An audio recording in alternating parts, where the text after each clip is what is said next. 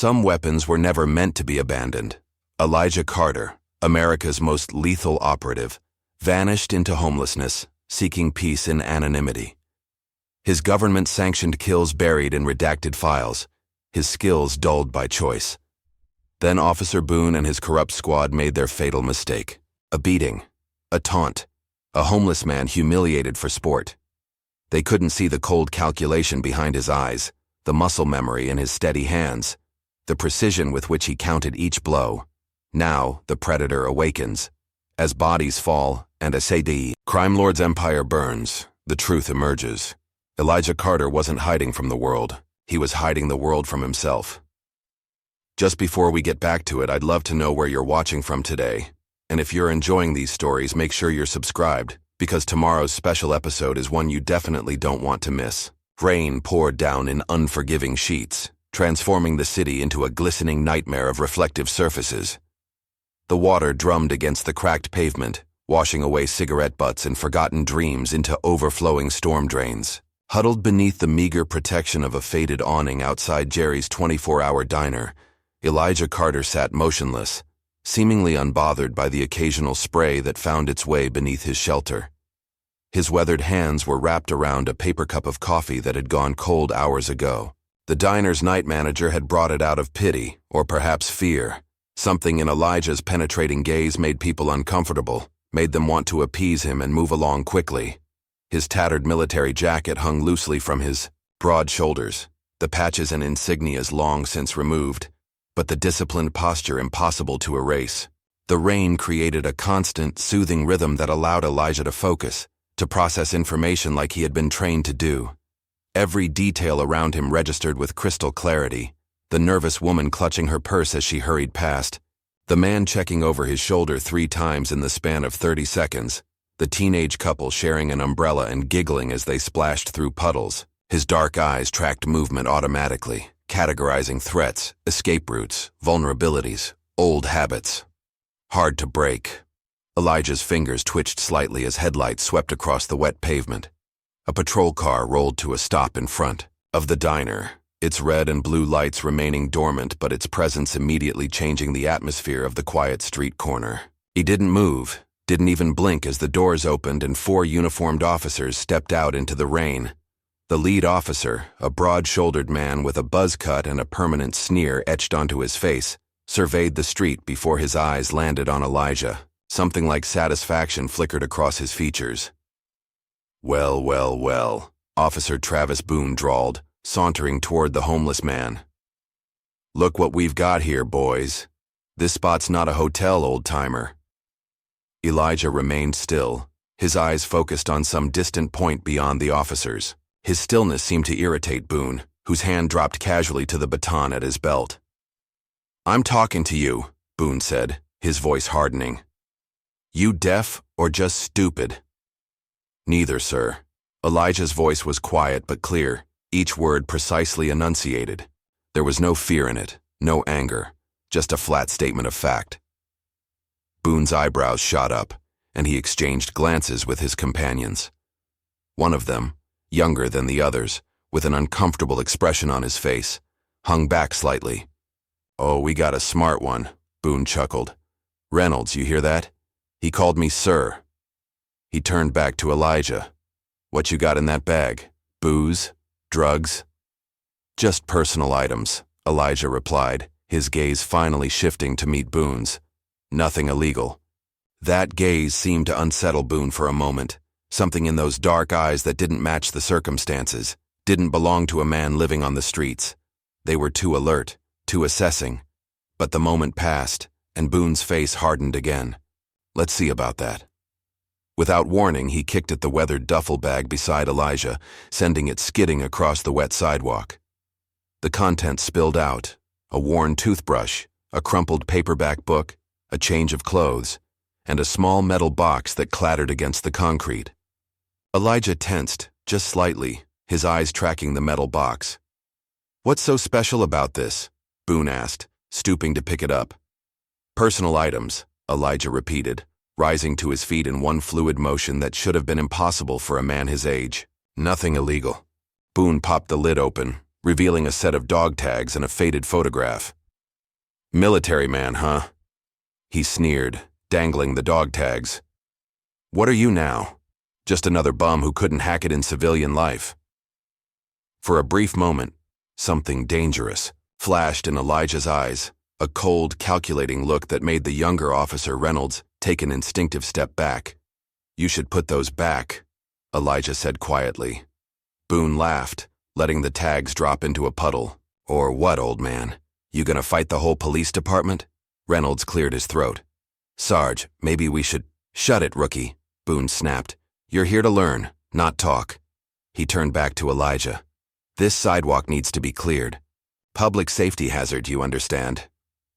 With a casual swipe of his boot, Boone sent the rest of Elijah's belongings into the gutter, where the rain immediately began carrying them toward the drain. The other officers chuckled, but Reynolds remained silent, watching Elijah with growing unease. Elijah didn't move to retrieve his things. He simply stood there, rain soaking through his jacket, his eyes never leaving Boone's face. There was something in that stillness that should have warned them, the coiled tension of a predator deciding whether to strike. "You deaf again?" Boone asked, prodding Elijah's chest with his baton. "I said move along." "I'm not bothering anyone," Elijah replied evenly. "You're bothering me." Boone jabbed harder with the baton, clearly expecting anger, fear, some reaction that would justify escalation.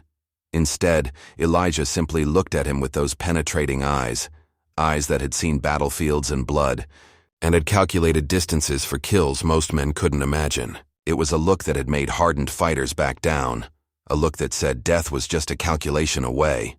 Something in that gaze finally penetrated Boone's arrogance, making him falter momentarily. But pride and an audience of fellow officers pushed him forward. "That's it," Boone growled, grabbing Elijah's arm. "You're coming in for disturbing the peace." What happened next was so quick that later, when Reynolds tried to describe it in his report, he couldn't quite capture the fluid motion. One moment Boone had his hand on Elijah's arm. The next, he was stumbling backward, off balance, though Elijah hadn't seemed to move at all. "Don't touch me." The words were spoken softly, but they carried the weight of an absolute command. Anger and embarrassment flooded Boone's face. "Take him down!" he barked to the other officers. They rushed forward together, and this time Elijah didn't resist. Perhaps he realized the futility, or perhaps he had already made a different calculation. 4 armed men against 1, with more only a radio call away. Those weren't odds even he would take. Not yet.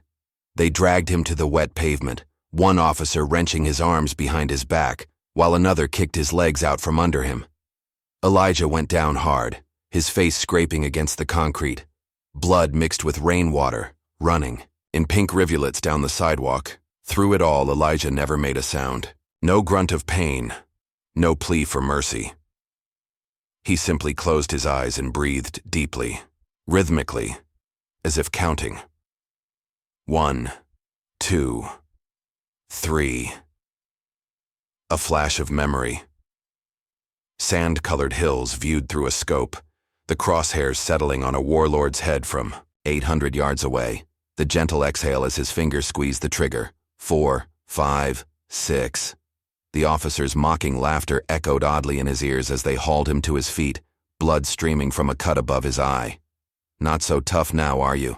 Boone sneered, cuffing Elijah's hands behind his back with unnecessary force. 7, 8, 9. They shoved him toward the patrol car, his belongings left scattered and forgotten in the gutter. As they pushed his head down to load him into the back seat, Elijah's eyes met Reynolds'. The young officer looked away quickly, unable to hold that penetrating gaze. "Enjoy jail, old man," Boone laughed, slamming the door shut. In the confined space of the patrol car, Elijah sat perfectly, still, his posture military straight despite the handcuffs. Blood dripped steadily from his face onto his jacket, but he paid it no mind. His eyes stared straight ahead, focused and alert. Reynolds slid into the driver's seat, adjusting the rearview mirror. For a brief moment, he caught Elijah's reflection. Those eyes looking back at him with an intensity that made him quickly avert the mirror. As they pulled away from the curb, Reynolds couldn't shake the feeling that he wasn't transporting a homeless vagrant to lockup. The sensation crawling up his spine whispered something much more alarming. He was sharing a confined space with something lethal. The drive to the precinct was silent, the rain drumming on the roof the only sound. As they pulled into the station's parking lot, Elijah spoke for the first time since his arrest. "You should have left me alone." His voice was soft, almost conversational, but there was something in it that made Reynolds' hands tighten on the steering wheel. Not a threat, a warning. Boone, sitting in the passenger seat, just smirked. "Yeah? What are you gonna do about it, tough guy?" Elijah didn't respond. He didn't need to. The smirk on Boone's face was the confident expression of a man who had no idea he'd just made the worst mistake of his life. The holding cell smelled of bleach and despair, an all-too-familiar cocktail that Elijah had encountered in war zones across the world. The gray concrete walls were etched with crude graffiti, names, dates, obscenities, the desperate markings of men trying to leave some trace of themselves behind. Elijah sat on the metal bench, back straight, hands resting on his knees. Blood had dried on his face in flaking ribbons, but he made no move to wipe it away. His eyes remained alert, scanning his surroundings methodically, taking note of the cameras, the guard rotations, the weak points in the cell door. His mind worked, like the weapon it had been honed to be, processing information, calculating odds, planning contingencies. To an observer, he appeared still, almost meditative. Inside, he was anything but. 3 exits from the holding area, 2 guards on night shift, camera blind spot in the northeast corner. Officer Reynolds, uncertain, conflicted, potential leverage. Officer Boone, sadistic, corrupt, primary threat. Elijah's fingers twitched slightly, muscle memory from thousands of trigger pulls. He closed his eyes briefly, centering himself. Not now. Not yet. The precinct hummed with nighttime activity, phones ringing, keyboards clicking, occasional bursts of laughter. Through it all, Elijah waited, patient as the trained hunter he was. Officer Jake Reynolds couldn't shake the uneasiness that had settled over him since they'd brought in the homeless man. Something about him was off. The way he moved, the way he observed everything, the absolute absence of fear in his eyes. Nobody who lived on the streets should have eyes like that. Against his better judgment, Reynolds pulled up the booking system and entered Elijah Carter's fingerprints into the database. Standard procedure, but something told him the results wouldn't be standard at all. The computer processed the request, and Reynolds expected the usual, maybe some minor offenses, vagrancy charges, possibly substance abuse. Instead, a red flag popped up on his screen, classified. Clearance Level 5, required contact Department of Defense. Immediately Reynolds stared at the screen, blood running cold. What the hell? Level 5 clearance was beyond anything he'd ever encountered. Beyond what even the police captain possessed. "What have you got there, rookie?" Boone's voice made Reynolds jump. The sergeant leaned over his shoulder, peering at the screen with narrowed eyes. "I'm not sure," Reynolds said carefully. "The system flagged him. Says we need to contact the DOD. Boone snorted. "Department of Defense? For a homeless bum? System's glitching. Happens all the time." "I don't think." The phone on Reynolds' desk rang, cutting him off. He answered hesitantly. "Officer." "Reynolds." The voice on the other end was crisp, authoritative. "This is Colonel James Briggs, DOD Special Operations Division. You have a man in custody, Elijah Carter. Release him, immediately." Reynolds' stomach dropped. "Sir, This is not a request, officer. That man is not to be detained. Clear his record of tonight's incident and release him. Now." "May I ask, why?" "You may not. This conversation is over." The line went dead. Reynolds slowly replaced the receiver, feeling Boone's expectant stare. "Well?" the sergeant demanded. "That was the DOD," Reynolds said, his voice strangely hollow. "They want us to release him, immediately." Boone laughed.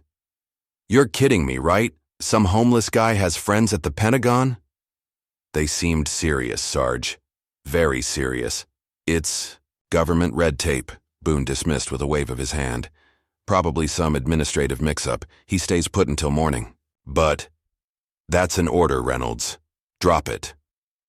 Boone stalked away, leaving Reynolds staring at the phone, wondering what kind of man generated calls from colonels in the middle of the night. In the darkness of the cell, Elijah's mind drifted, not to sleep, but to the calculated recollection of past operations. Memory was a tool, like any other, to be honed and maintained. The jungle canopy of Cambodia, dense and suffocating. Sweat trickling down his spine as he lay motionless for 18 hours, waiting for his target to appear. The gentle pressure of his finger on the trigger, the controlled exhale, the distant spray of red as a terrorist leader's head exploded like a ripe melon at 200 yards.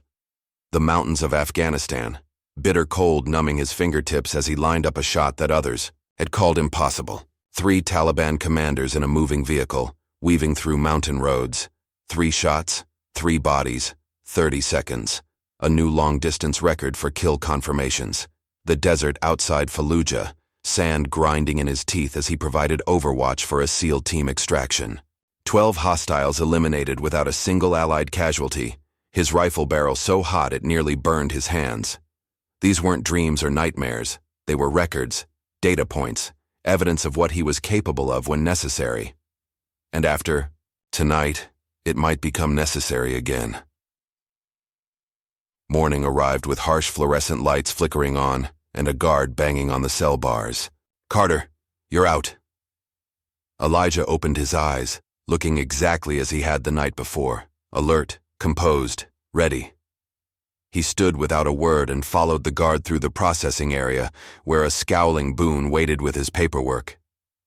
"Looks like you've got friends in high places," Boone said, shoving a plastic bag containing Elijah's few recovered possessions across the desk. "Don't think this changes anything on my streets." Elijah said nothing as he reclaimed his belongings.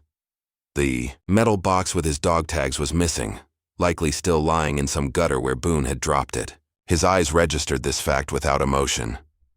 "Nothing to say?" Boone taunted. "No thank you for the night's accommodation?" Elijah's gaze flicked to Boone's face, then away, dismissing him as unworthy of response. That subtle dismissal infuriated Boone more than any words could have. "This isn't over," the officer hissed.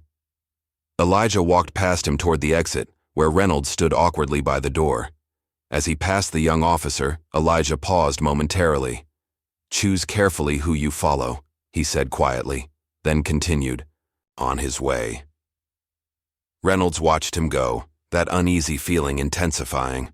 The man moved like a predator, every step purposeful, balanced, ready.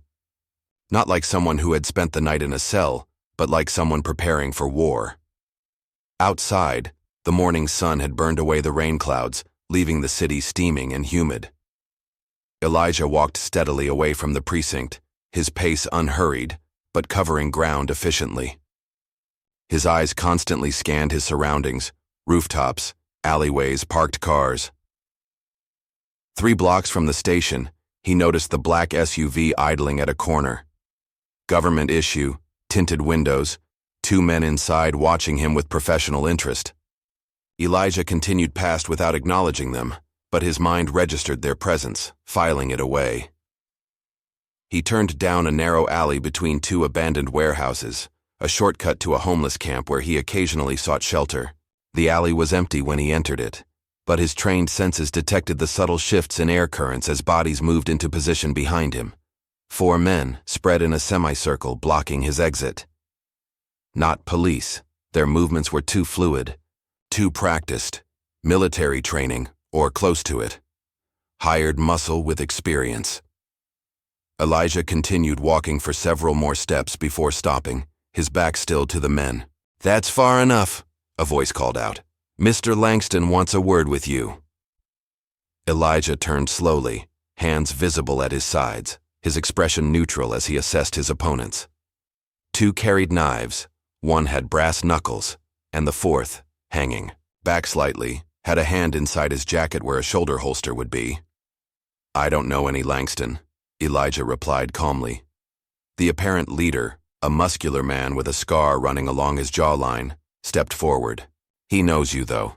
Says you caused him a lot of trouble overseas once upon a time." Ah, that clarified things.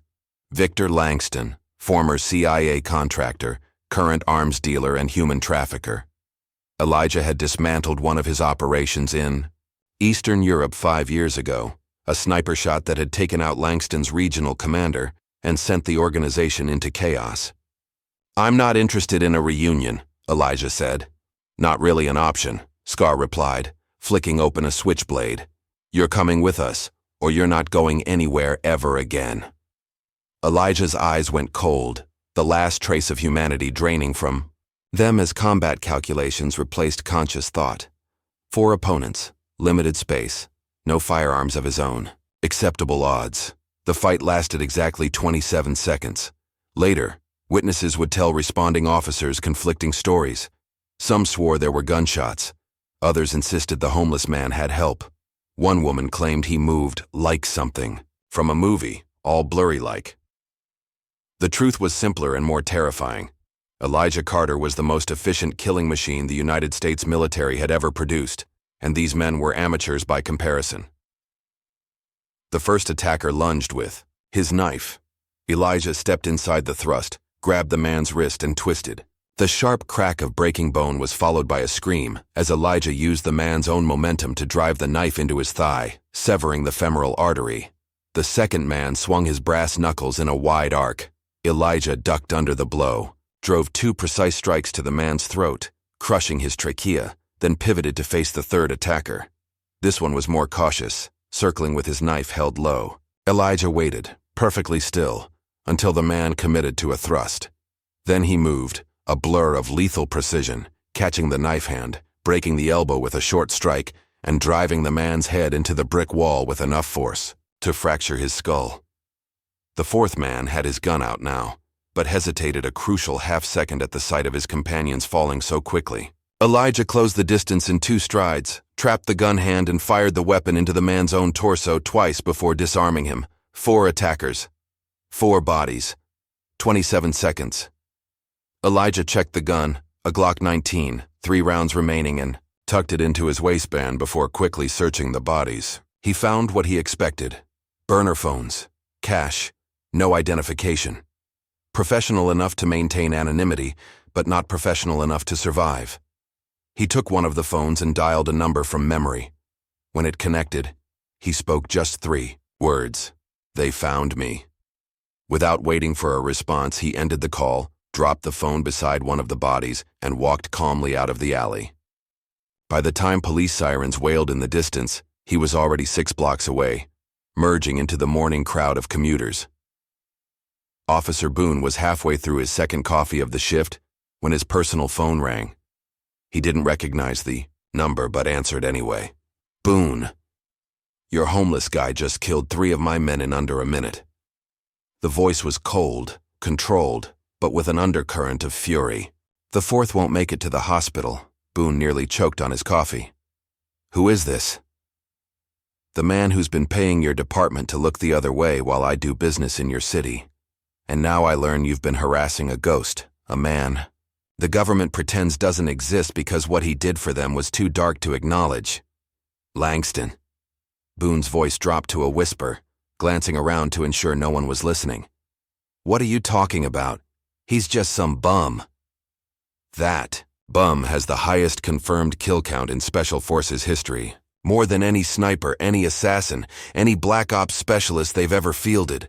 The kind of weapon they point at problems they want to disappear permanently." Boone's blood ran cold. "What's his real name?" "Elijah Carter is his real name. They never bothered with aliases because no one who saw him in action was left alive to identify him. And now, thanks to you, he's active again. And he's in my city." "I didn't know." "Fix this," Langston snapped. "Find him, kill him, or I'll consider our arrangement terminated, along with your employment." The line went dead. Boone stared at his phone, a cold sweat breaking out across his forehead as the realization sank in. He hadn't arrested a homeless vagrant last night. He'd poked a sleeping lion. As the sun began to set over the city skyline, Elijah stood on an abandoned bridge spanning the industrial district. Below him, the river flowed sluggishly, carrying the city's forgotten refuse out to sea. He was no longer in his tattered clothes. A visit to an old contact, a former Marine turned arms dealer who operated out of a pawn shop in the bad part of town, had provided him with fresh attire, a prepaid phone, and a shoulder holster for the Glock. The metal box containing his dog tags remained lost, but it didn't matter now. The man those tags had belonged to, the soldier, the patriot, the believer, was long gone. What remained was something else entirely, a weapon that had been pointed at a target. Elijah's phone buzzed with an incoming text. A single line of text from an unnamed contact. Langston has ordered full surveillance, all assets deployed. So it began. The hunter was now the hunted, or so Langston thought. In truth, Elijah had been hunting all along, waiting for the right moment to spring the trap.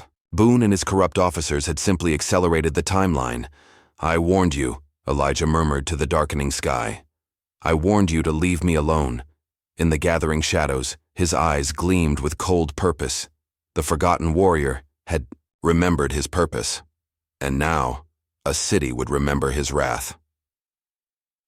Victor Langston slammed his fist onto the polished mahogany desk, rattling the crystal tumbler of bourbon beside his laptop. The security footage from the alley played on a loop before him, grainy but clear enough to show 4 of his men being dismantled by a single opponent in less than 30 seconds. "Play it again," he ordered, his voice deceptively calm despite the rage burning behind his eyes. His security chief, Mills, tapped a key, and the footage restarted. Langston leaned forward, studying the homeless man's movements with cold calculation. The efficiency was unmistakable. No wasted motion, no hesitation, just pure lethal intent executed with surgical precision. "Elijah Carter," Langston muttered, the name bitter on his tongue. "I should have killed you years ago." Mills shifted uncomfortably. "Sir, our intelligence says he's been off the grid for 3 years, living on the streets, no contact with his former handlers." "And you believe that?" Langston's laugh was hollow. "Men like Carter don't retire. They don't break. They wait." He pulled up another window on his laptop, revealing a heavily redacted military file. Most of the text was blacked out, but fragments remained visible. "Confirmed kills exceeding classified threshold," and "psychological evaluation indicates subject displays minimal emotional response to combat scenarios." "This man single-handedly collapsed my Eastern European operation," Langston continued, his finger tapping on the screen. "One shot from nearly a mile away. Do you know what it takes to make that kind of shot, Mills? Not just skill, it requires something inhuman. An ability to detach completely, to become nothing but mathematics and physics." Mills studied the footage again, watching as Carter efficiently dispatched the 4th attacker using the man's own weapon. "What do you want us to do, sir?" Langston closed the laptop with a snap. "Find out everything about his movements since he surfaced. I want to know where he sleeps, what he eats, who he talks to, and get Boone on the phone." His incompetence started. "This mess? He can help clean it up." As Mills left the room, Langston turned to the floor-to-ceiling windows overlooking the city. Somewhere out there, a ghost from his past was hunting him. The thought should have terrified him, but instead, it awakened something he hadn't felt in years, the electric thrill of genuine challenge. "Come find me, Carter," he whispered to the city lights below. "Let's finish what we started." Across town, Officer Boone sat in his patrol car, hands shaking as he dialed dispatch for the 3rd time. "Any update on that double homicide in the warehouse district?" he asked, struggling to keep his voice steady. "Nothing new, Sergeant," the dispatcher replied. "Detective Warren's handling it. 4 bodies, all unidentified. Professional hit, they're saying." "Any suspects?" "Nothing solid. Surveillance cameras in the area were conveniently disabled."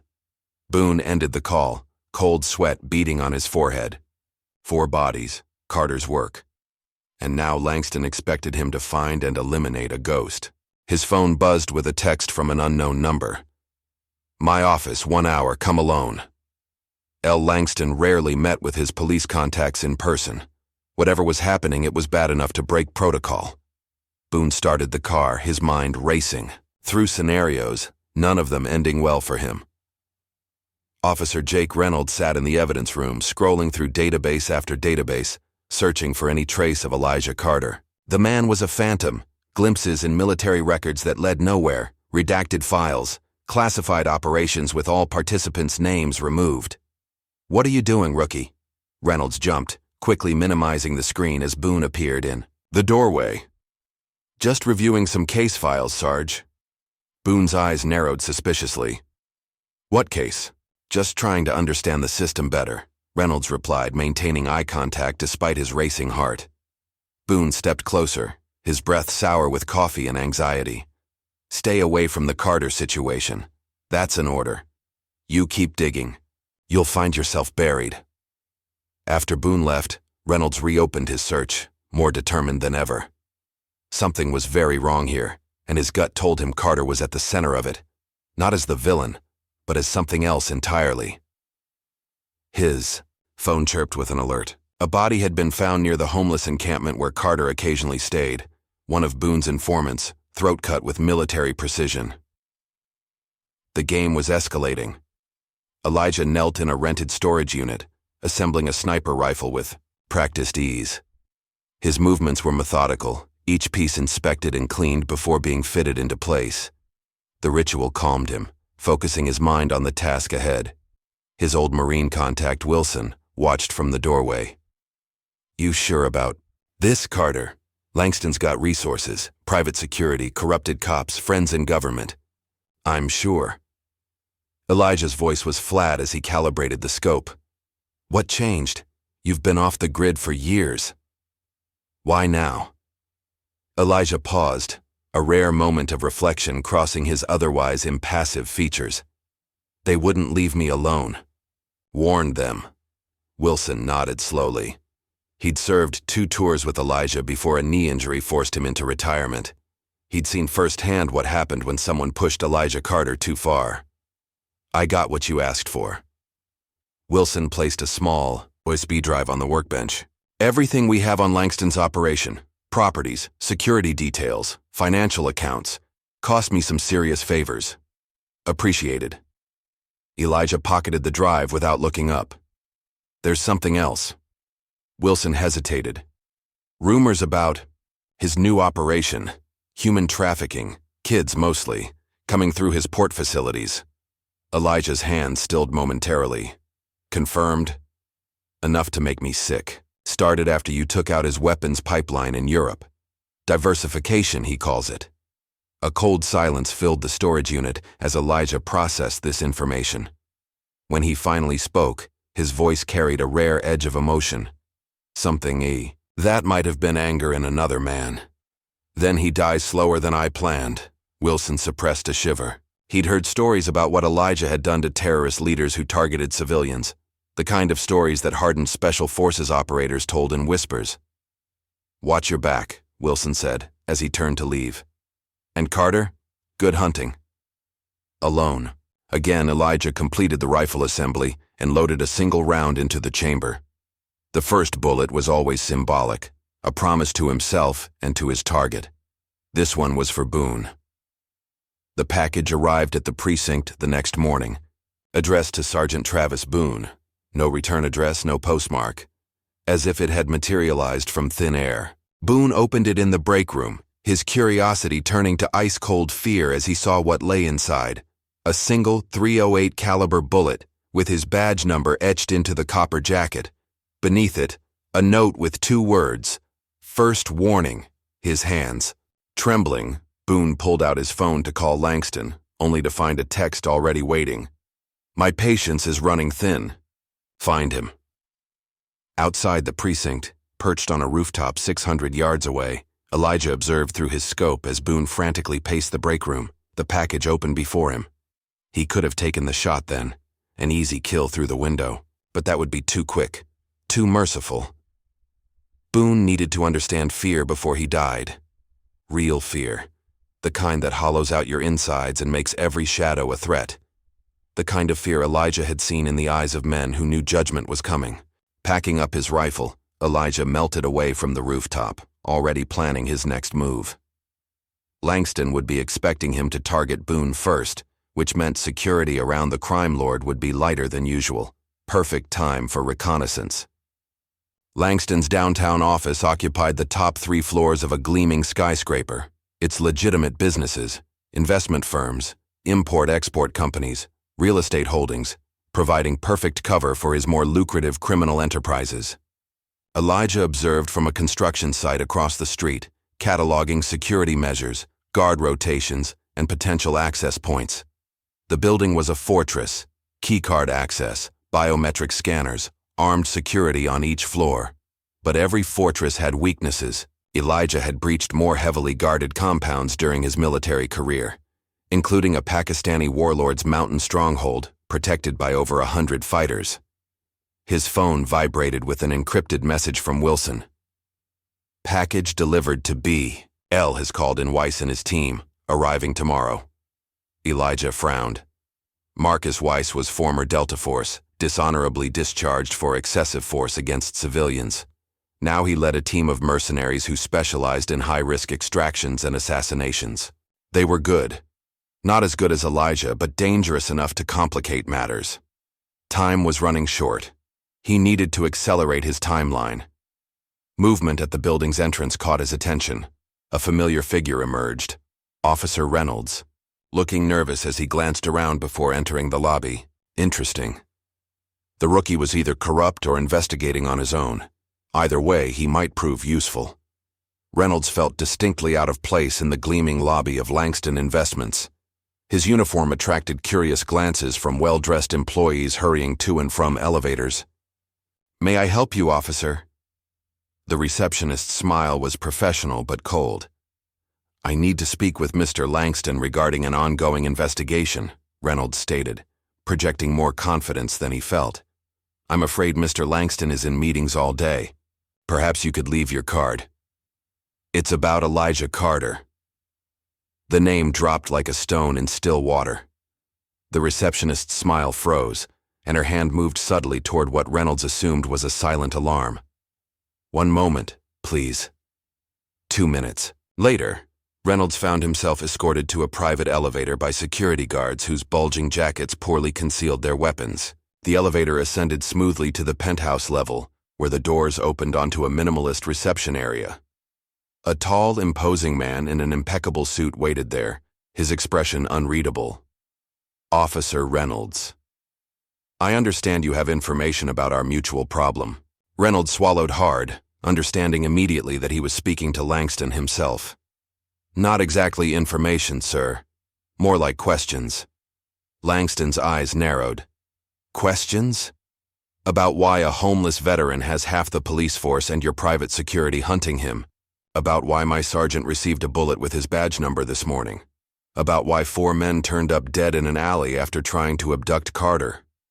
A thin smile spread across Langston's face. "Curiosity is an admirable trait in a detective, Officer Reynolds. Less so in a patrol officer who should be following orders." "I became a cop to uphold the law," Reynolds replied, struggling to keep his voice steady. "Not to participate in whatever this is." "Admirable." Langston stepped closer, but naive. "Do you know what Elijah Carter really is? He's a weapon. A government-sanctioned killer with more confirmed eliminations than any operative in history. The kind of man they send when they don't want prisoners, witnesses, or questions. If that's true, why is he living on the streets?" Langston shrugged. "Who knows? Guilt? Trauma? Or perhaps it's just camouflage. The perfect cover for a man who never really stopped being what they made. Him." Reynolds processed this, remembering Carter's eyes, the cold, assessing gaze that had seen right through him. "What did you do to him?" "I existed in his crosshairs." Langston turned to look out the floor-to-ceiling windows. 5 years ago, Carter eliminated a business associate of mine in Eastern Europe. One shot from over a mile away. "Impossible shot," they said. "Not for him." "And now?" "Now he's decided to finish the job." Langston turned back to Reynolds. "Which puts you at a crossroads, officer. You can help us contain this threat, or you can become collateral damage. Carter won't distinguish between corrupt cops and merely incompetent ones when he starts his killing spree." Reynolds felt cold dread settling in his stomach. "What do you want from me?" "Be my eyes in the department. Report any sightings, any leads on Carter's whereabouts. In return, I ensure your safety when this is over." It was a devil's bargain, and Reynolds knew it, but it might also be his only chance to understand what was really happening, and perhaps to prevent a bloodbath. "I'll think about it," he said carefully. "Don't think too long." Langston nodded to his security. "Show Officer Reynolds out." As Reynolds left the building, he failed to notice the homeless man sitting across the street reading a discarded newspaper, failed to see the calculating eyes that tracked his every move, failed to realize he had just been marked as either a potential ally or another obstacle to be eliminated. Rain fell in sheets across the city, turning streets into rushing rivers and drowning out the ambient noise of traffic and pedestrians. Perfect weather for what Elijah had planned. Sergeant Boone huddled in his car outside Langston's downtown club, the Velvet Room, a high-end establishment that served as both a legitimate business and a money-laundering hub. He'd been ordered to meet Langston here. Apparently, the crime lord no longer trusted the security of his office building. Boone's hand instinctively touched the holster under his jacket, reassured by the weight of his service weapon. Not that it would do much good against a ghost like Carter. The man had killed 4 trained enforcers with his bare hands. What chance did a corrupt cop with mediocre range scores have? His phone buzzed with a text. "Back entrance. Now." Cursing, under his breath, Boone stepped out into the downpour, jogging toward the club's service alley. The rain plastered his hair to his scalp and soaked through his jacket within seconds. The alley was poorly lit, garbage bins overflowing along one wall. A steel door marked "Deliveries Only" stood at the far end, flanked by 2 large men in dark suits despite the late hour. As Boone approached, the men patted him down thoroughly before nodding toward the door. Inside, the service corridor was a stark contrast to the opulent club. Bare concrete, exposed pipes, the distant thump of bass from the main floor. One of the guards led Boone to a freight elevator, then down another corridor to what appeared to be an office converted from a storage room. Langston sat behind a desk, flanked by a tall, scarred man whom Boone recognized as Marcus Weiss, the mercenary commander. "You're late," Langston observed coldly. "Traffic," Boone muttered, trying to hide his nervousness. "Look, about Carter." "You've failed to locate him," Langston interrupted. "Failed to eliminate him. Failed to be of any use whatsoever in this situation that you created." Boone swallowed hard. "I've got the whole department looking for him. We'll find him." "Your department couldn't find their own assholes with a map and a flashlight," Weiss drawled, his voice carrying a slight southern accent. "My team is here now. We'll handle it." "Your team?" Boone looked between them. "What team?" "Professional problem solvers," Langston replied. "Former special forces, like our friend Carter, but with fewer moral compunctions." "What do you need me for, then?" Boone asked, not bothering to hide his relief. Langston's smile was cold. "Bait." The word hung in the air as Boone processed its implications. "No way. You want me to be a target?" "You already are a target," Langston pointed out. "The bullet with your badge number made that clear, but now, instead of running scared, you'll be part of a controlled operation. We'll keep you under surveillance, heavily guarded. When Carter makes his move, Weiss and his team will eliminate him. And if they fail?" Boone's voice cracked slightly. "They won't," Weiss said confidently. "Carter's good, but he's one man. My team specializes in eliminating high-value targets with minimal collateral damage." Boone looked desperately between them. "I want out. I'll leave town. Disappear." "That's not an option," Langston cut him off. "You're in this until it's finished, one way or another." The unspoken threat was clear.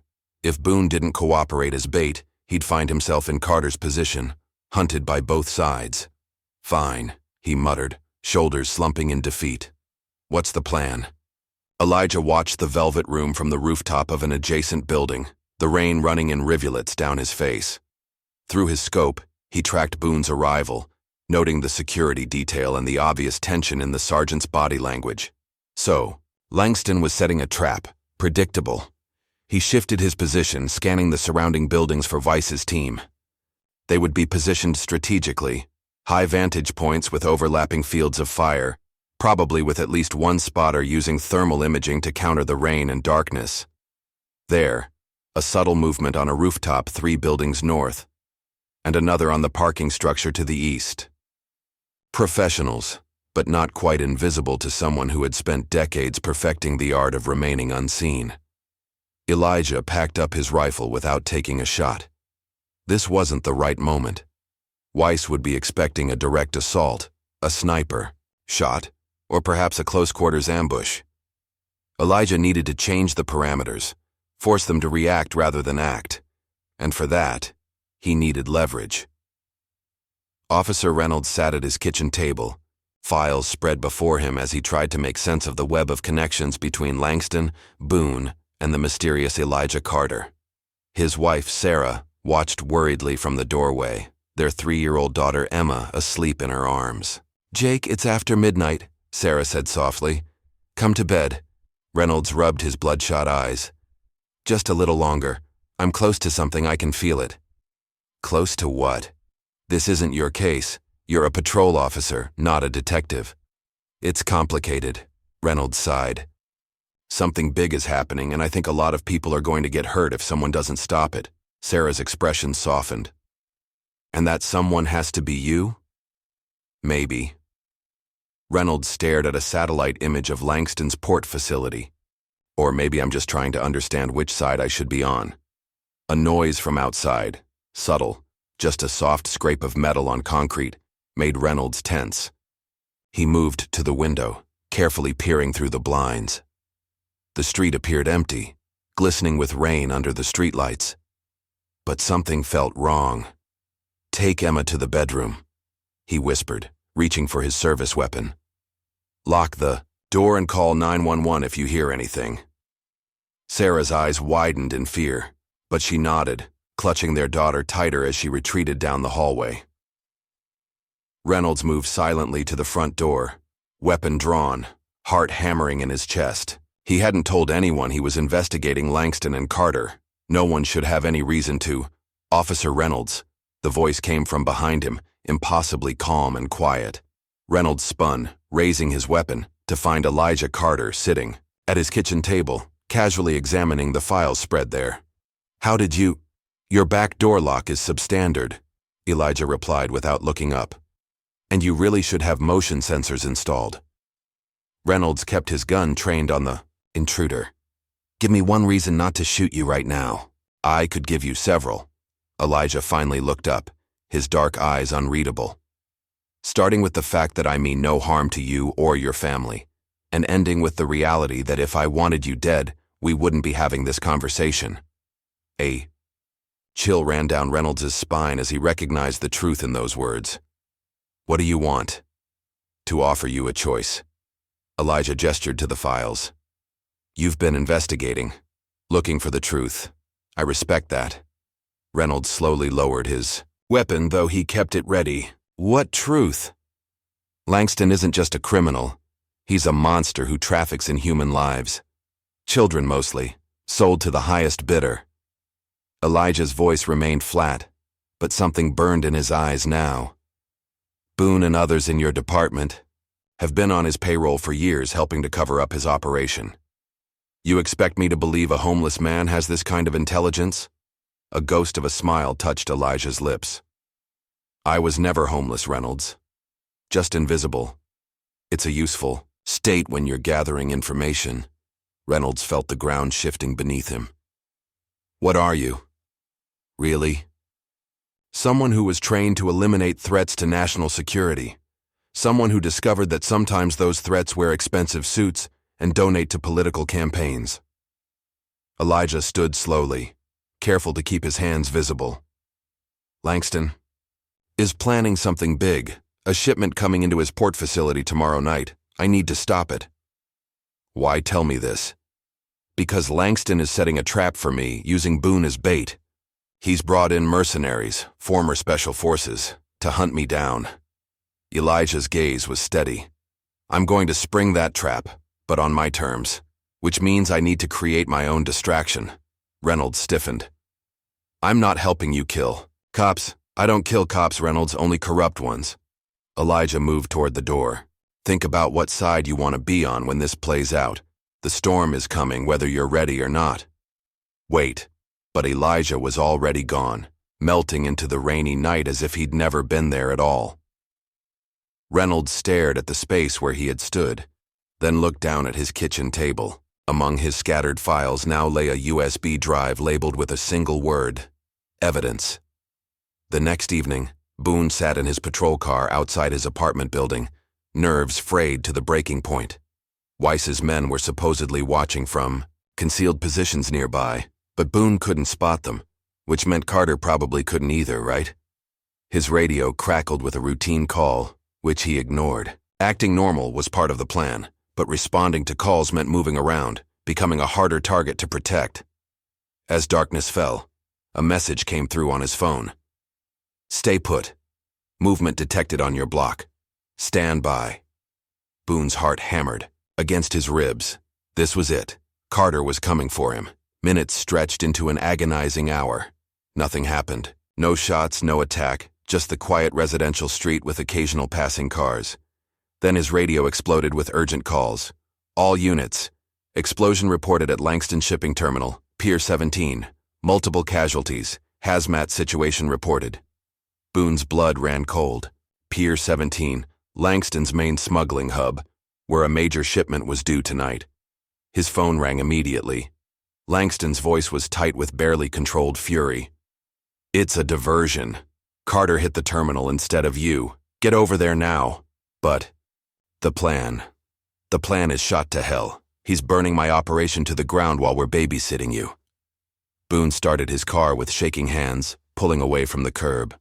As he accelerated down the street, his headlights illuminated a figure standing directly in his path.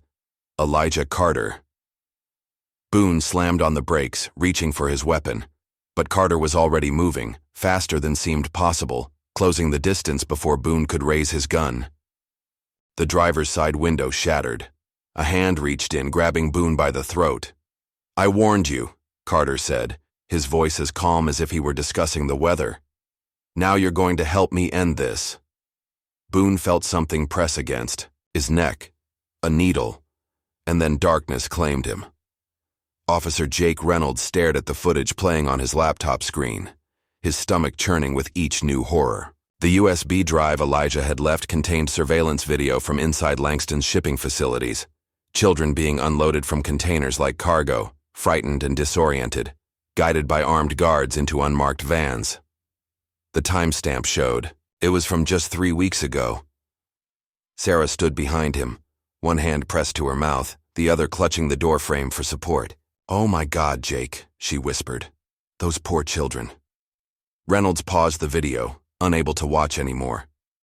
There's financial records too.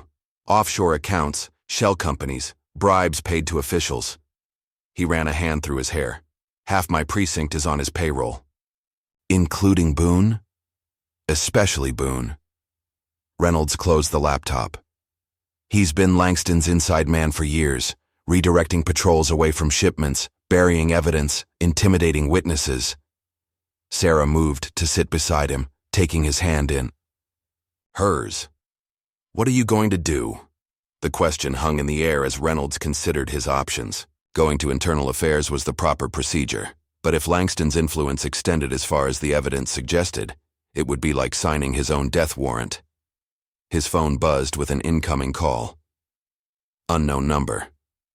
Reynolds, he answered. Cautiously, turn on your TV. Elijah's voice was unmistakable. Channel 7. Reynolds reached for the remote, switching on the news. Helicopter footage showed a massive fire at the port, smoke billowing into the night sky as emergency vehicles swarmed the area. Breaking news, the reporter announced. A major explosion at Langston Shipping's main terminal has authorities scrambling. Initial reports suggest hazardous materials may be involved, with first responders treating multiple casualties. The FBI has been called in amid rumors of potential human trafficking connections. Jesus, Reynolds breathed. You did this? I exposed it, Elijah replied calmly. The explosion was targeted. Storage facilities only, no civilian casualties. But the containers with people were discovered by firefighters. Where's Boone? With me. Safe, for now. There was a pause. I need your answer, Reynolds. Which side are you on? Sarah squeezed his hand, her eyes meeting his. In them, he saw fear, but also resolution. They both knew there was only one choice he could live with. I'm in, Reynolds said firmly. What do you need me to do? Meet me at the abandoned Westlake factory in 1 hour. Come alone and make sure you're not followed. Langston's mercenaries are hunting us both now. The line went dead. Reynolds looked at his wife, the mother of his child, possibly for the last time as the man she'd married. I have to go. Sarah nodded, tears in her eyes but determination in her voice. Do what's right. We'll be here when you come back. Reynolds holstered his weapon, kissed his wife, and checked on his sleeping daughter one last time before heading out into the night, praying he wasn't making a fatal mistake. Langston paced the conference room of his secondary office, rage radiating from him in almost palpable waves. The room's other occupants, Marcus Weiss and 4 of his mercenaries, watched warily, knowing better than to speak until addressed. You told me you could handle one man, Langston finally said, his voice deceptively soft. One aging soldier, living on the streets, and yet my shipping terminal is in flames, my operation exposed to the feds, and Carter is still out there. Weiss remained stone-faced. He's not what we expected. The intelligence was flawed. Flawed? Langston laughed, bitterly. I told you exactly what he was capable of. You didn't listen. We underestimated his resources, Weiss admitted. He shouldn't have been able to access that kind of explosives or the intelligence on your shipping schedule. He has help, one of the other mercenaries suggested. Someone feeding him information. Langston's phone buzzed. He glanced at the screen, his expression darkening further. Boone's missing.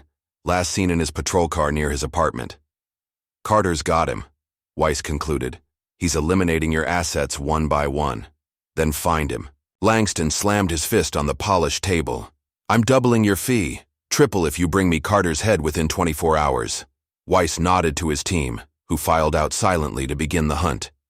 When they were alone, Langston fixed Weiss with a cold stare.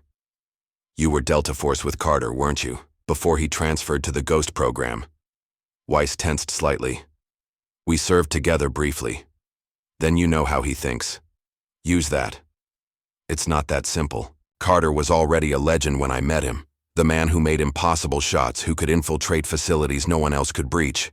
Everyone has a weakness, Langston insisted. Weiss considered this, then nodded slowly. He's a protector, at heart. Always was. Even his kills were justified as protecting others. So we find something he wants to protect, Langston mused. Or someone. The rookie cop, Weiss suggested. Reynolds. Carter approached him, tried to turn him. There might be a connection there. Langston's thin lips curved into a cruel smile. Find out everything about Reynolds. Family, friends, weaknesses. If Carter wants to burn my world down, I'll show him what real fire looks like. The Westlake factory had been abandoned for nearly a decade, its cavernous interior now a playground for urban explorers and the occasional homeless encampment. Reynolds entered cautiously, service weapon drawn, every sense alert for danger. Moonlight filtered through broken windows, casting long shadows across rusted machinery and graffiti-covered walls. The air smelled of mildew and decay. I'm here, he called out, his voice echoing in the empty space. Keep walking. Elijah's voice came from somewhere ahead. Straight ahead, through the main floor. Reynolds followed the instructions, making his way deeper into the factory until he reached what appeared to have once been a foreman's office, overlooking the production floor. Inside, a battery-powered lantern illuminated a makeshift command center, maps pinned to walls, surveillance photos, and at the center, Sergeant Boone tied to a chair, duct tape across his mouth. Elijah stood in the corner, watching Reynolds with those unnervingly calm eyes. You weren't followed? No, Reynolds replied, holstering his weapon. Took a roundabout route, doubled back twice. Elijah nodded approvingly. Good. We don't have much time. Reynolds gestured toward Boone, whose eyes were wide with fear and fury. What's the plan? With him, information, then leverage. Elijah approached Boone, removing the duct tape in one swift motion. Ready to talk, Sergeant? Boone spat at him. Go to hell, you psycho. You first. Elijah's tone hadn't changed, but something in his posture shifted subtly. Tell me about the shipment that was coming in tonight. What happened to the other children? The ones not at the terminal? I don't know what you're talking about, Boone insisted. Reynolds stepped forward, showing Boone his phone with video from the USB drive playing. We've seen the footage, Travis. It's over.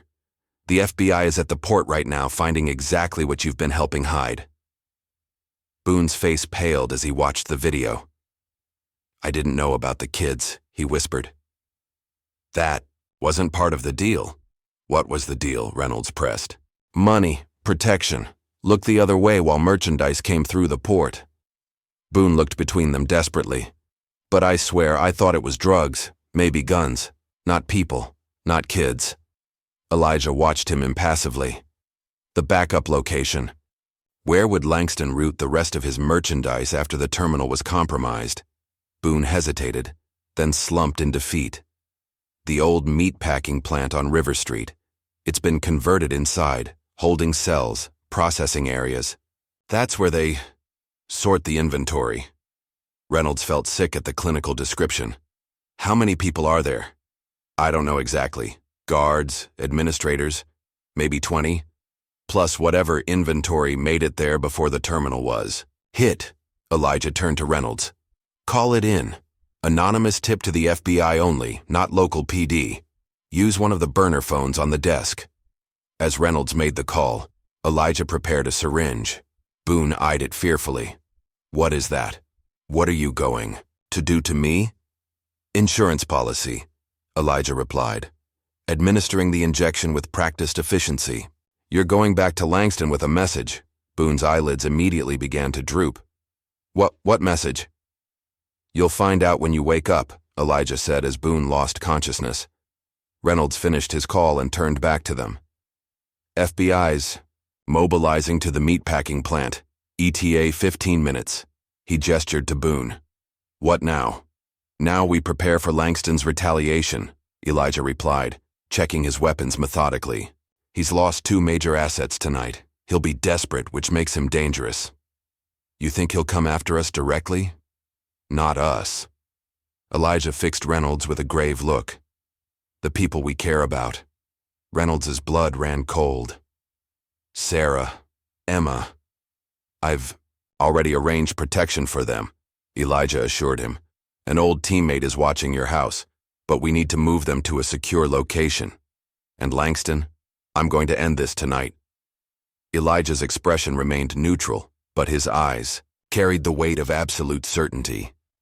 One way or another, Victor Langston's personal residence was a modernist mansion perched on a cliff overlooking the ocean, surrounded by extensive grounds and state-of-the-art security. As dawn broke over the horizon, he stood on his balcony, watching the news helicopter, footage of FBI agents leading handcuffed men from the meatpacking plant. His empire was crumbling piece by piece. Years of careful construction, millions in bribes and infrastructure, all being dismantled by one man's vendetta. The glass doors slid open behind him. Weiss stepped onto the balcony, his expression grim. We found Boone, the mercenary reported, left in the parking garage of your downtown office, drugged but alive. And he had this taped to his chest. Weiss handed over a folded paper. Langston opened it to find a simple drawing, a sniper's crosshairs centered on a crude sketch of his house. Beneath it, 2 words. I'm coming. Crushing the paper in his fist, Langston turned to Weiss. Double the security. I want men on every approach, thermal scanners, motion detectors. If a squirrel crosses my property line, I want to know about it. Already done, Weiss assured him. My best men are positioning now. If Carter comes anywhere near this place, he's dead. What about our leverage? Team 2 is in position at Reynolds' house. On your word, they'll move in and secure the wife and kid. Langston nodded in satisfaction. Wait for my signal. Let's see if we can draw Carter out first. As Weiss departed, Langston stared back at the ocean, the paper still crumpled in his fist. He'd faced threats before.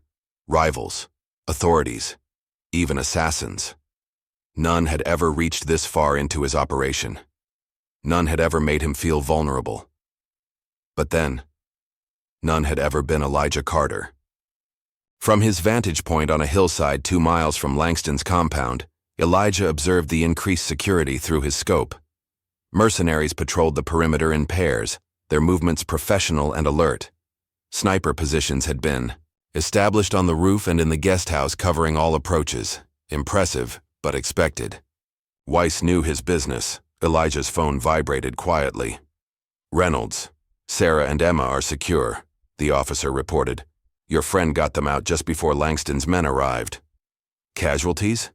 None on our side. Your friend disabled 3 mercenaries, without firing a shot. Elijah allowed himself a small nod of approval. Bishop had always been good at close quarters work. What's the play now? Reynolds asked, tension evident in his voice. Stay with your family, Elijah instructed. I'm dealing with Langston. Alone? Against his entire security force? It's not the first impossible mission I've undertaken, Elijah replied calmly. But it will be Langston's last. He ended the call and returned to his observation. The security was formidable but followed predictable patterns. Weiss was expecting a frontal assault or a sniper approach, tactics that worked against conventional opponents. Elijah was anything but conventional. Packing his rifle, he retreated from his position and made his way to the equipment cache he'd established the previous day. Inside the waterproof container lay specialized gear, thermal masking clothing, signal jammers, and several packages of C4 explosives with remote detonators. Langston expected a hunter. Elijah would give him a ghost instead. Lieutenant Howard, Bishop, retired Delta Force, former teammate of Elijah Carter, and now private security consultant, watched over Reynolds and his family in a safe house 20 miles outside the city. The modest cabin belonged to another former operator who owed Bishop a favor. Sarah sat at the kitchen table, her daughter asleep in her lap, while Reynolds paced nervously by the window. Will they be safe? Bishop asked, nodding toward Reynolds' family. If Carter succeeds, yes. Bishop checked his watch. If not, we have extraction plans ready. New identities, overseas relocation. Reynolds shook his head in disbelief. How did I get caught in the middle of all this? Wrong place, wrong time, Bishop replied matter-of-factly. Or right place, right time, depending on your perspective. Carter doesn't trust easily. If he brought you in, he saw something in you worth trusting. What's their history? Carter and Langston? Bishop considered the question carefully. 5 years ago, Langston was running weapons to terrorist cells in Eastern Europe. Carter was tasked with shutting down the operation. The mission parameters changed when intelligence discovered Langston had political protection. So Carter was called off? Officially, yes. Bishop's expression remained neutral. Unofficially, Carter made his own call. One shot, 1,600 meters, through a quarter-inch plate glass window. Langston's regional commander died instantly. The operation collapsed. And the government disavowed him, Reynolds guessed. Not exactly. They gave him a choice. Keep following orders that protected men like Langston, or walk away. He walked. Bishop checked his weapon methodically. Started hunting targets the government deemed untouchable. Men with money, power, political connections. Like Langston, Bishop nodded. Langston was always on his list. The question was when, not if. Reynolds looked out the window at the darkening sky. Will he survive this? Carter? Bishop's face betrayed a rare hint of emotion, something like pride mixed with resignation. He never planned to. Night fell over Langston's compound, bringing with it a dense coastal fog that rolled in from the ocean, enveloping the property in a ghostly shroud. The security team switched to thermal imaging and infrared, their visibility severely compromised despite their technology.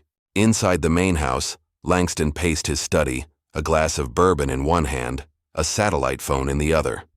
His fallback plans were activated, private jet fueled and waiting, offshore accounts accessible, new identity documents prepared.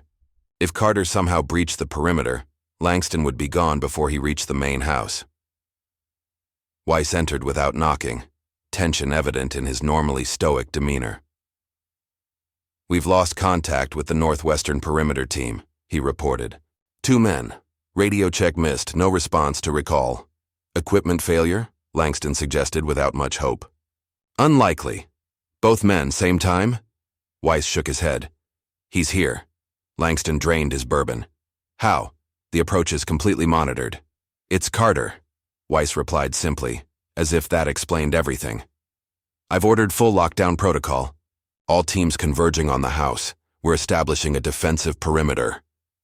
"Meaning you're surrendering the grounds," Langston observed bitterly.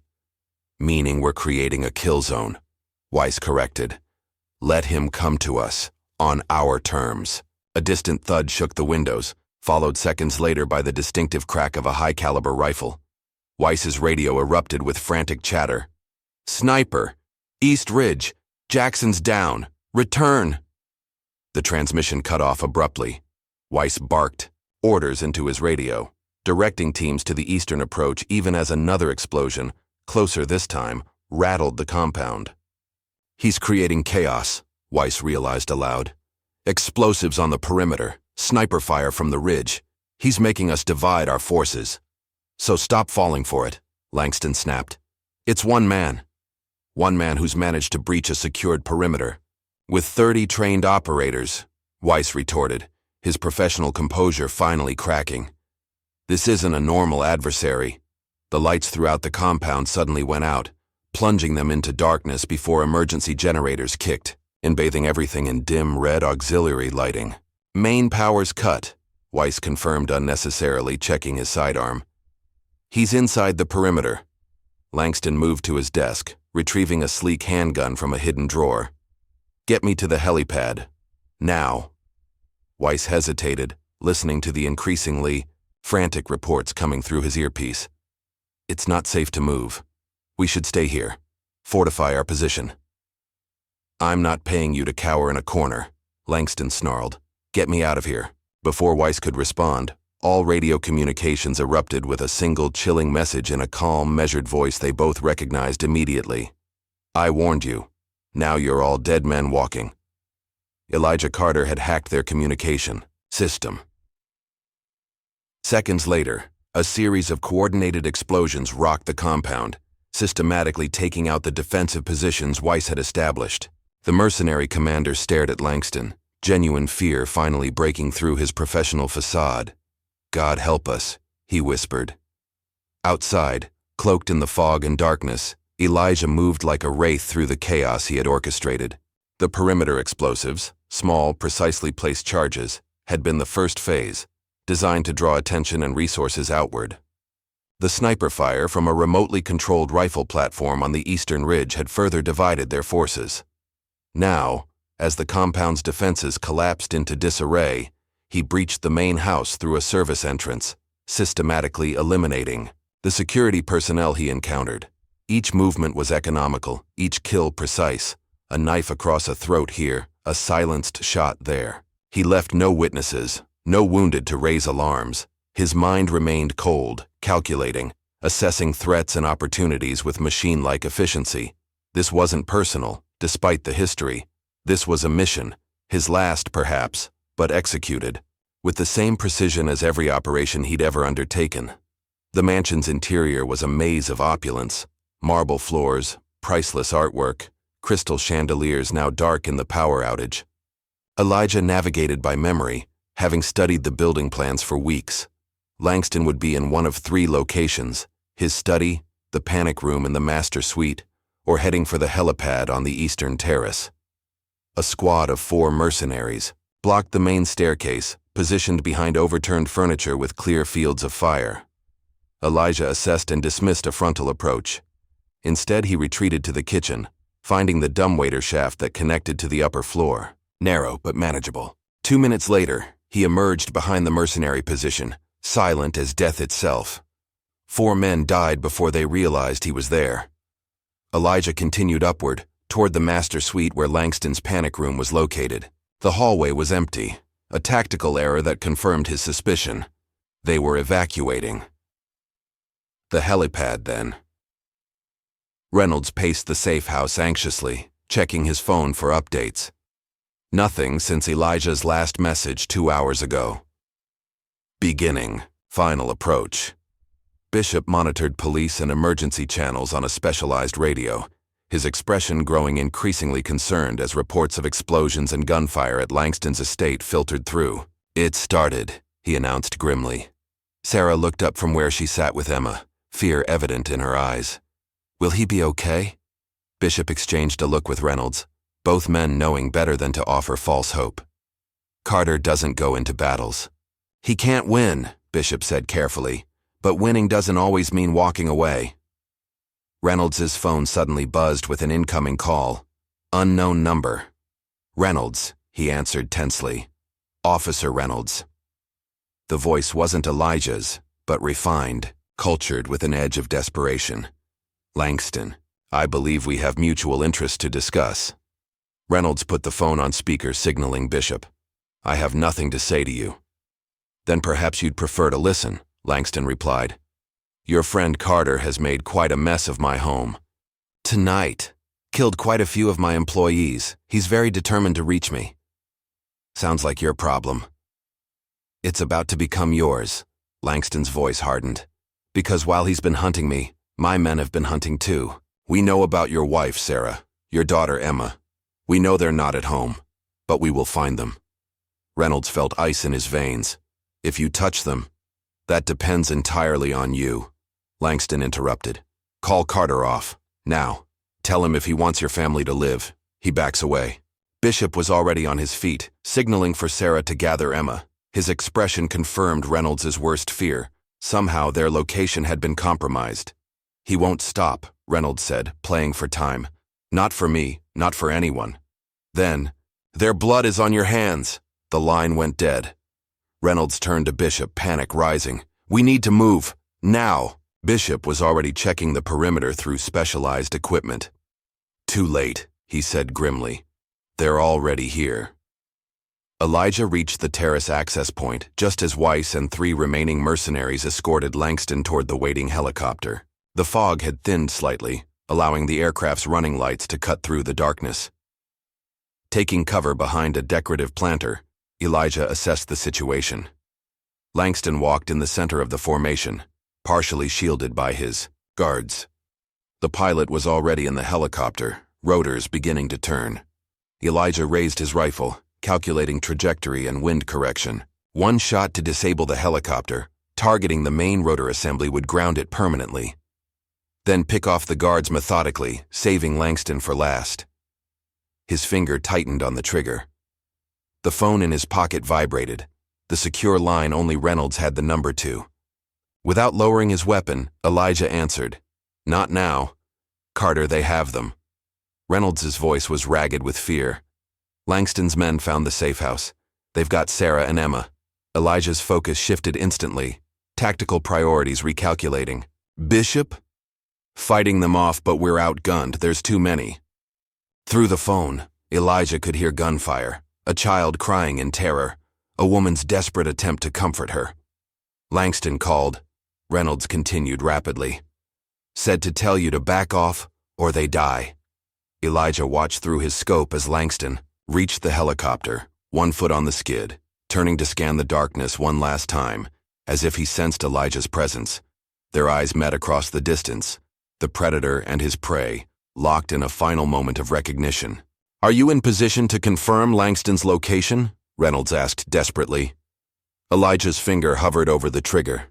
One shot would end it all, complete his mission, eliminate the threat, bring down the empire he'd been hunting for years, at the cost of a woman and child he'd never met. "Carter, are you there?" "I'm here," Elijah replied, lowering his rifle as Langston disappeared into the helicopter, the aircraft rising into the fog. "Langston's escaping. Give me the safe house location."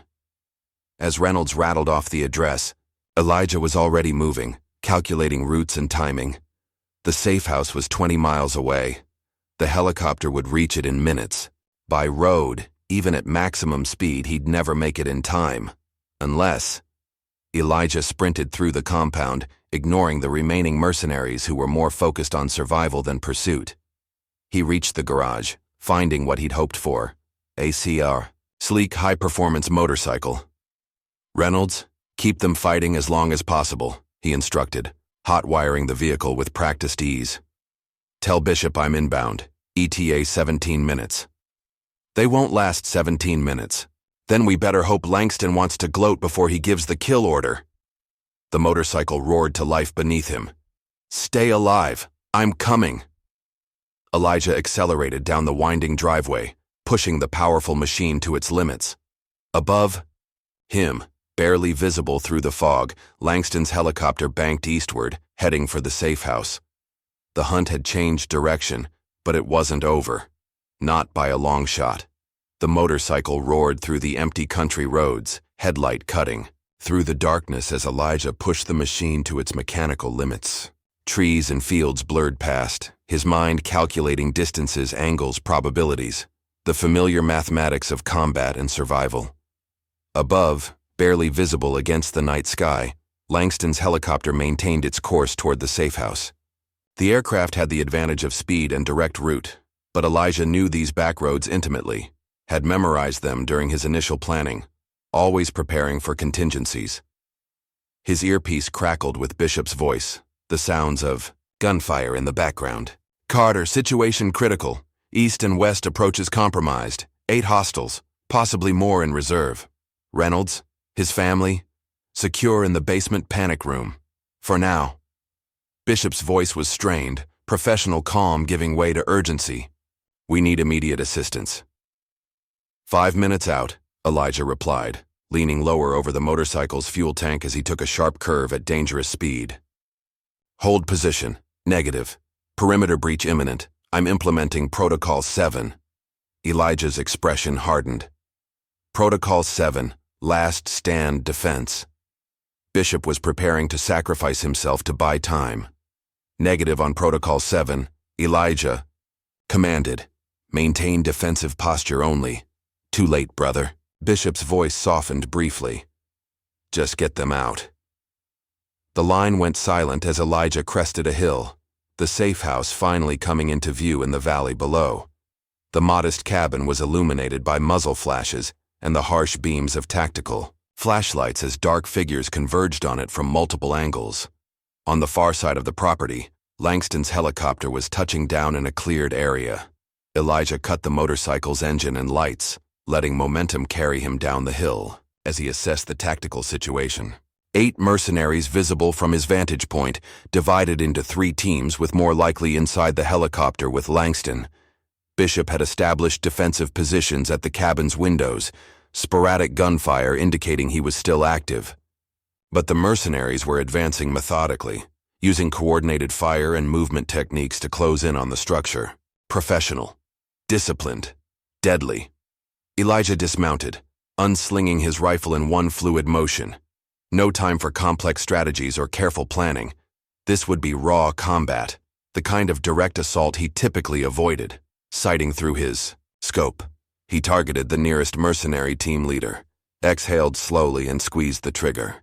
The suppressed rifle coughed once, the mercenary dropping without a sound. Before his companions could react, Elijah had already shifted position and fired twice more. 3 down in 6 seconds. The remaining mercenaries immediately scattered, seeking cover and trying to locate the new threat. Their momentary confusion gave Elijah the opening he needed to advance, moving from shadow to shadow with predatory grace. Inside the cabin, Bishop had registered the changing pattern of fire outside. Someone was engaging the mercenaries from behind, and there was only one person it could be.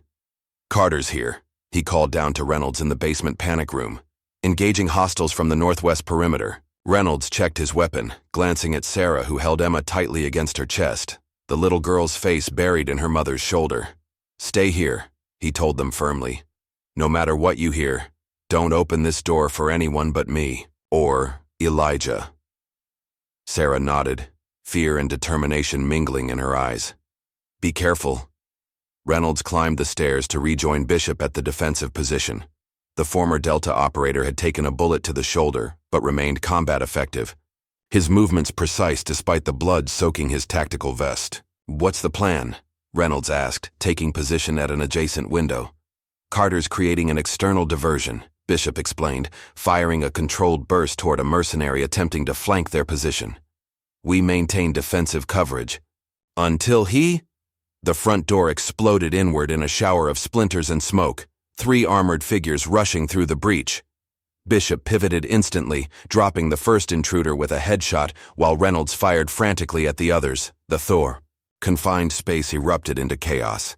Muzzle flashes, shouted commands, the impact of bullets against furniture and walls. Reynolds felt something hot graze his arm but kept firing, training and adrenaline overriding the pain. Bishop advanced toward the breach point, tactical light momentarily blinding the second mercenary, before a 3-round burst ended his attack. The third attacker managed to duck behind an overturned table, returning fire with precision.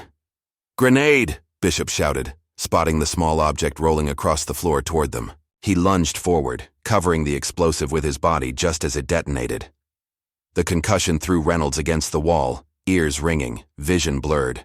Through the smoke and confusion, he saw Bishop lying motionless, the lower half of his body devastated by the blast. The remaining mercenary was rising from cover, weapon trained on Reynolds. A shadow materialized from the smoke behind the attacker. Elijah, moving with lethal purpose. The mercenary never had time to turn. A combat knife flashed once and he collapsed, blood pumping from a severed carotid artery. Elijah was beside Bishop in an instant, checking for life signs with clinical detachment. Finding none, he closed his former teammate's eyes with a brief, almost imperceptible gesture of respect before turning to Reynolds. "Your family?" "Basement panic room," Reynolds managed, struggling to his feet. "Safe."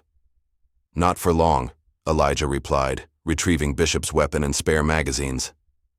This was just the advance team. Langston's approaching from the east with his primary security detail. As if to confirm his assessment, a spotlight from the helicopter swept across the cabin's windows, bathing the interior in harsh white light. "Reynolds!" Langston's amplified voice boomed from outside. "Send Carter out and your family lives. You have 30 seconds to comply." Elijah checked his ammunition, features calm despite the ultimatum. "Get to the panic room. There's a secondary exit, maintenance tunnel leading to an underground storm shelter 50 yards east. Coordinates are programmed into Bishop's sat phone. What about you?" "I'll handle Langston." Elijah's tone left no room for discussion. "He's got at least 6 men with him," Reynolds argued, "plus whatever backup is in the helicopter. Go, now." Elijah moved toward the front of the cabin, positioning himself strategically. "Your family needs you." Reynolds hesitated, torn between duty and survival. "Carter." "This was always how it would end," Elijah said quietly, the closest he'd come to revealing emotion. "My choice. My mission." Understanding passed between the men, the silent acknowledgement that sometimes victory required sacrifice. "Thank you," Reynolds said simply, then turned and hurried toward the basement stairs. Outside, Langston's patience was wearing thin. 10 seconds, Reynolds. Send him out or we come in shooting. Elijah took a deep breath, centering himself as he had before countless operations. One final mission, one last kill, 5 seconds. Moving to the shattered doorway, Elijah called out calmly, "Langston, I'm coming out." A tense silence followed, broken only by the whirring of the helicopter's idling rotors. "Unarmed," Langston finally responded. "Hands where I can see them." Elijah placed his primary weapons on the floor, but kept a combat knife concealed at the small of his back. Hands raised, he stepped through the doorway into the harsh spotlight. 6 mercenaries formed a semicircle around the cabin entrance. Weapons, trained on his position. Behind them stood Langston, a satisfied smile playing across his features. "The legendary Elijah Carter," Langston called out, staying safely behind his human shield of operatives. Finally, face to face. "We've met before," Elijah replied evenly, eyes scanning for weaknesses in the formation. "Eastern Europe. You were running weapons to terrorist cells." And you put a bullet through my regional commander's skull from over a mile away. Langston nodded. Impressive shot. Cost me millions. Not enough, apparently. Langston's smile tightened. Where are Reynolds and his family? Gone. Beyond your reach. I doubt that. Langston nodded to one of his men. Check the house. Find them. Two mercenaries peeled away from the formation, moving cautiously toward the cabin. Elijah tracked their movement without turning his head, calculating odds, distances, reaction times. 4 remaining guards plus Langston. Acceptable. You've been thorough, Langston continued. My shipping operation exposed, my reputation compromised, my home destroyed. You've cost me everything. Not quite everything, Elijah replied. Not yet. Something in his tone made Langston step back instinctively. Kill him, he ordered sharply. The mercenaries opened fire simultaneously, a coordinated volley that would have shredded any normal target. But Elijah was already moving, dropping and rolling with inhuman speed as bullets tore through the space where he had stood moments before. The knife was in his hand before he completed the roll, flashing upward, into the first mercenary's femoral artery. Blood sprayed in a pulsing arc as Elijah wrenched the weapon free, pivoting toward the next target. What followed was a deadly ballet of violence, precise, efficient, almost beautiful in its terrible perfection. Elijah flowed between the remaining mercenaries like water, each movement leading seamlessly into the next kill. A dislocated elbow here, a crushed trachea there, the knife finding vulnerable points with surgical accuracy. In 12 seconds, 4 highly trained killers lay dead or dying, and Elijah stood facing Langston, bloody knife in hand. Langston backed away, fumbling for the pistol at his waist. Stay back. You should have left me alone, Elijah said, advancing steadily.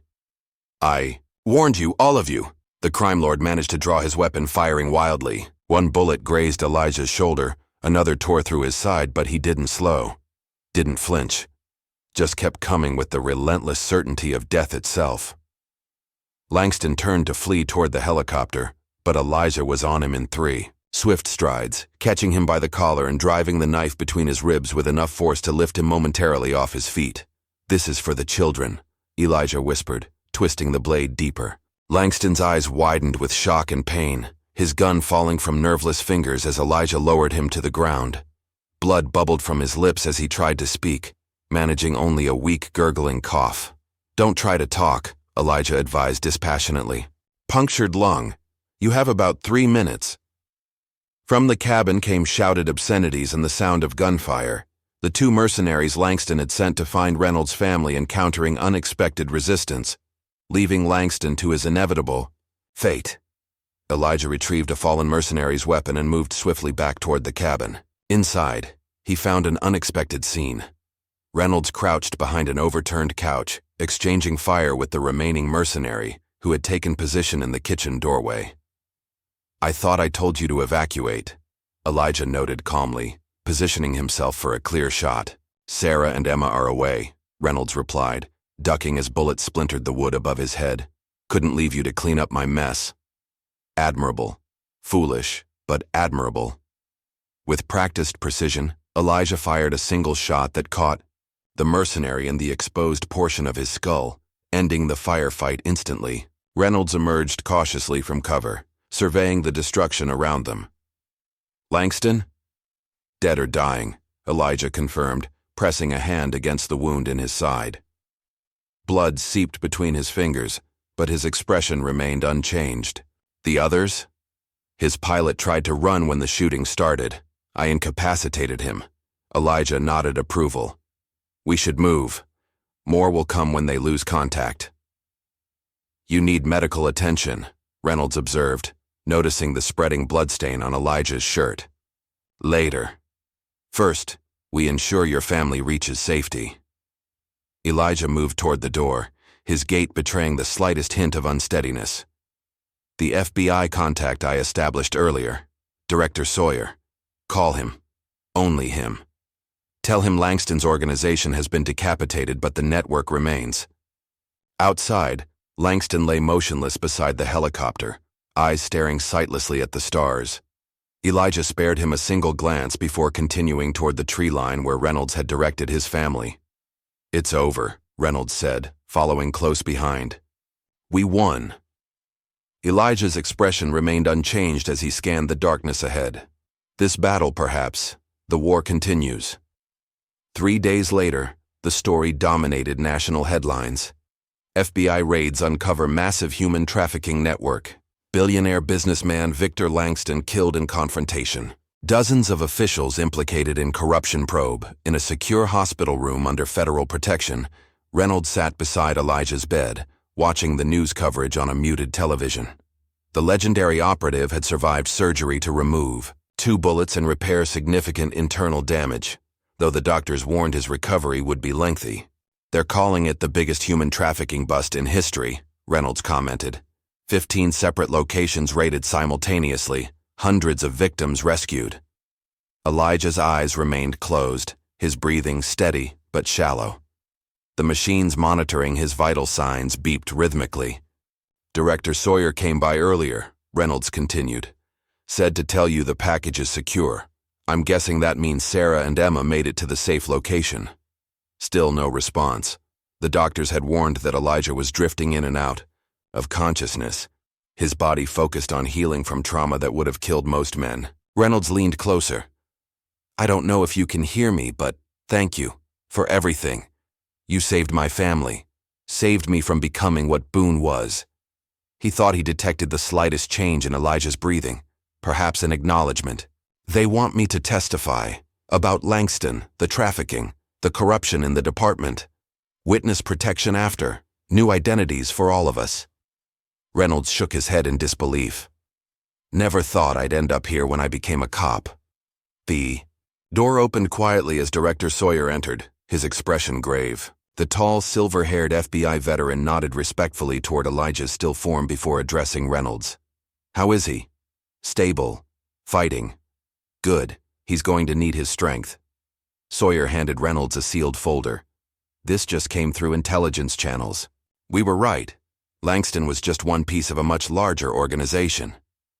Reynolds opened the folder, finding surveillance photos and classified briefings detailing an international network that extended far beyond Langston's operation.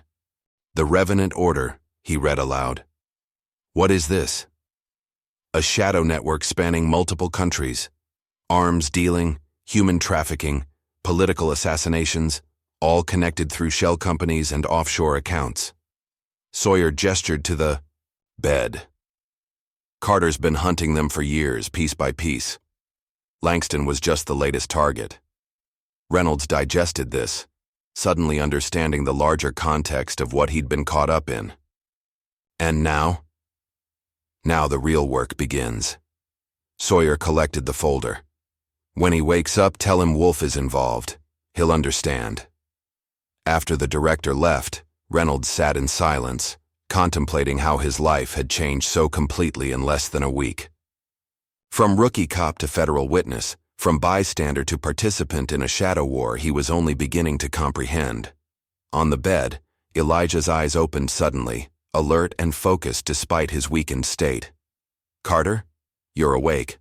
"Wolf," Elijah said, his voice hoarse but determined. "Victor Wolf." Reynolds nodded. Sawyer mentioned him, part of something called the Revenant Order. Elijah's expression hardened, a familiar coldness entering his eyes. Adrian's brother. Adrian, a target, years ago. Elijah's hand tightened on the bed rail, knuckles white with tension. Victor swore revenge. Reynolds understood immediately. This wasn't over.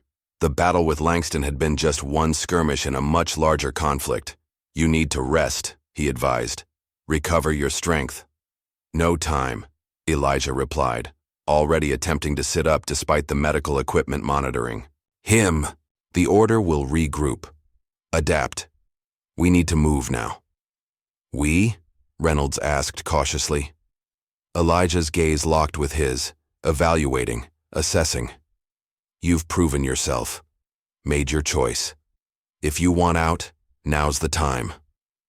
The offer hung between them, a return to normal life or continuation down a path few would willingly choose. Reynolds thought of his family, of Bishop's sacrifice, of the children rescued from Langston's shipping containers. "I'm in," he said firmly. "Whatever comes next, I'm in." For the first time since they'd met, Elijah Carter smiled, a brief, subtle expression that vanished almost immediately but nonetheless genuine. "Then we have work to do." 4 months later, Reynolds stood on the porch of a modest suburban home, watching his daughter play in the fenced backyard. Emma's laughter carried on the warm spring breeze as she chased a butterfly through carefully tended flower beds. Their new life seemed idyllic on the surface. New names, new history, new beginning. The federal marshals had done their job thoroughly, creating a convincing backstory and relocating them far from their previous life. To neighbors, they were the Mitchells: Mark, a security consultant, his wife Lisa, and their daughter Amy. Sarah, now Lisa, emerged from the house carrying 2 coffee mugs. "Beautiful day," she commented, handing one to Reynolds. "Perfect," he agreed, accepting the coffee gratefully. "Any word?" She glanced around instinctively before answering. "Package arrived this morning, in your office." Reynolds nodded, sipping his coffee to maintain the casual appearance of their conversation. After months of living under constant surveillance, certain habits became ingrained. Never discuss sensitive topics openly, always check for watchers, maintain the cover at all times. Inside his home office, a simple cardboard box sat on the desk. No return address, no postal markings, delivered through channels outside normal mail services. Reynolds opened it carefully, finding a military challenge coin nestled in protective packaging, along with a USB drive labeled, "For your eyes only." The coin was heavyweight, embossed with insignia he didn't recognize, some special forces unit that officially didn't exist. He pocketed it before inserting the USB drive into his secure laptop.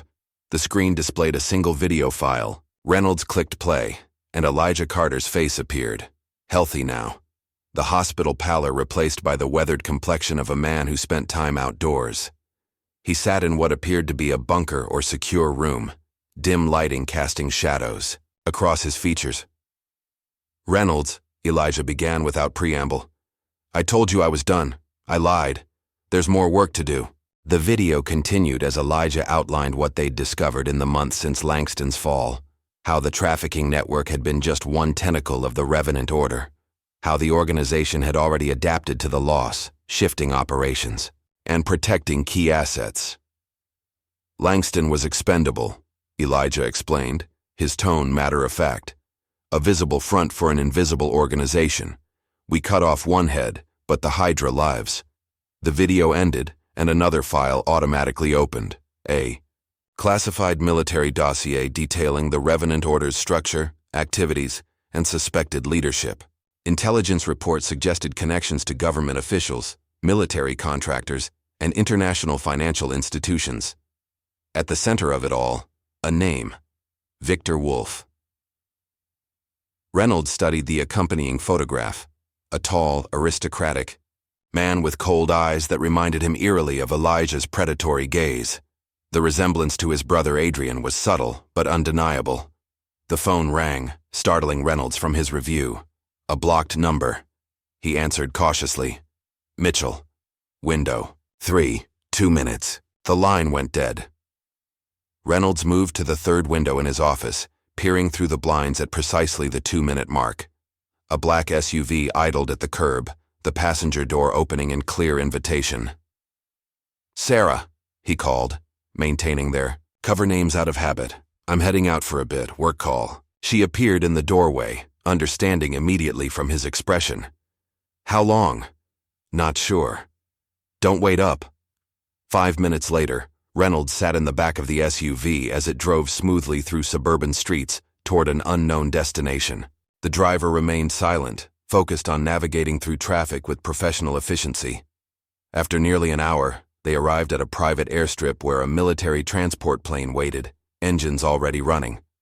The driver finally spoke. As Reynolds exited the vehicle, "They're waiting for you." Inside the aircraft, Reynolds found Elijah engaged in conversation with a gray-haired man whose posture screamed military despite his civilian attire. Both looked up as Reynolds approached.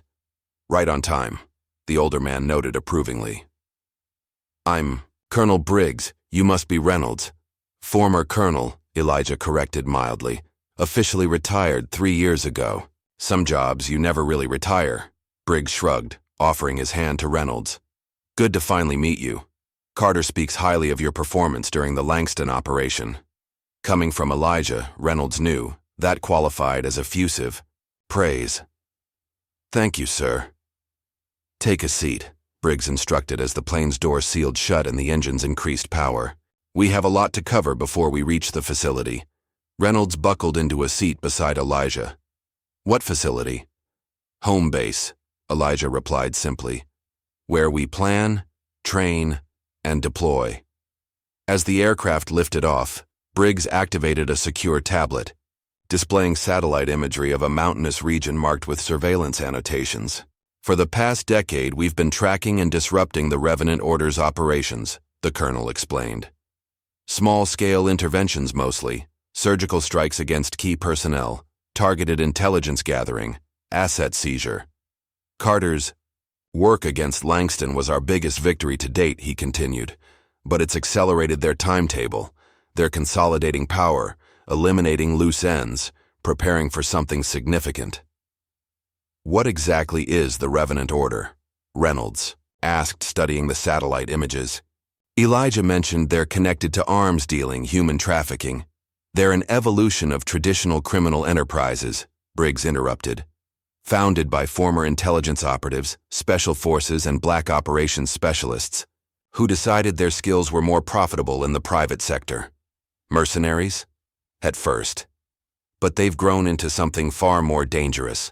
A stateless, ideologically flexible organization that sells destruction to the highest bidder. Regime change, assassination, terrorism, whatever the market demands." Reynolds glanced at Elijah, who sat silently, his expression unreadable. "And Victor Wolf runs this organization?" "After his brother's death, Victor assumed full control," Briggs confirmed. "He's brilliant, ruthless, and now personally motivated to destroy Carter, because Elijah killed his brother." "Adrian Wolf was their top operative," Elijah spoke finally. "Trained him myself years ago, before he went rogue." The aircraft banked sharply, beginning its descent toward what appeared to be wilderness below. Through the window, Reynolds could make out the outline of structures built into the mountainside, nearly invisible unless you knew exactly what to look for. "Welcome to Echo Base," Briggs announced as they touched down on a camouflaged runway. "Officially, it doesn't exist. Neither do we." Inside the mountain facility, Reynolds was struck by the contrast between the rugged exterior and the high-tech operation within. Command centers with wall-to-wall monitors displayed global intelligence feeds. Analysts worked at secure terminals, processing information from field operatives. A separate wing housed training facilities, armories, and medical units.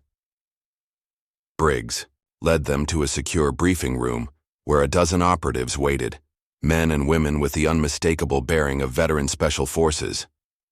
Their expressions registered recognition as Elijah entered, respect mixed with something approaching awe. "The team," Briggs explained to Reynolds, "best of the best, recruited from every branch of special operations. Many worked with Carter before." 1. The main screen. A map displayed locations highlighted across the globe. Suspected Revenant Order facilities, safe houses, financial hubs. "Victor Wolf has gone to ground," Briggs continued, addressing the assembled team. "But recent intelligence suggests he's consolidating forces at this location."